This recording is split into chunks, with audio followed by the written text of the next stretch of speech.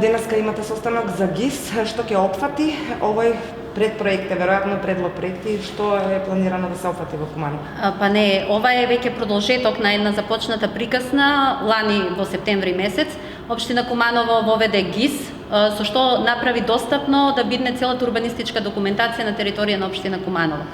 Денеска само вршиме надоградба на неколку модули, односно 3 модули, меѓутоа она што е значајно за јавноста, што ќе ја интересира кумановската јавност, тоест граѓаните, е модулот за организирање на јавна анкета и јавна презентација. Со овој модул ние сме целосно транспарентни во постапката на донесување на урбанистичката документација, така да секој заинтересиран ќе може на сајтот на општина Куманово во апликацијата ГИС да се регистрира со свое корисничко име, имейл адреса, да стави точки на интерес, пример, го интересира Централно градско подречје, го интересира Гоце Делчев, така да когаш нешто ќе се случува таму од областа на урбанистичкото планирање, односно ќе се организира јавна анкета, јавна презентација, тоест ќе се донесува нов урбанистички план, корисникот ќе добие имейл известување дека на тој и тој ден се организира јавна анкета, јавна презентација.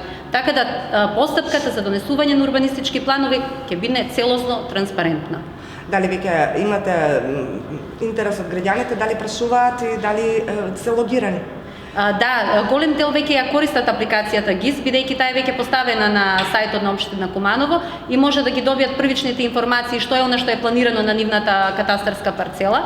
Меѓутоа еве сега ќе имаме и упатство за корисниците со цел се да тоа да биде подостапно за секого. Добро, доволно е.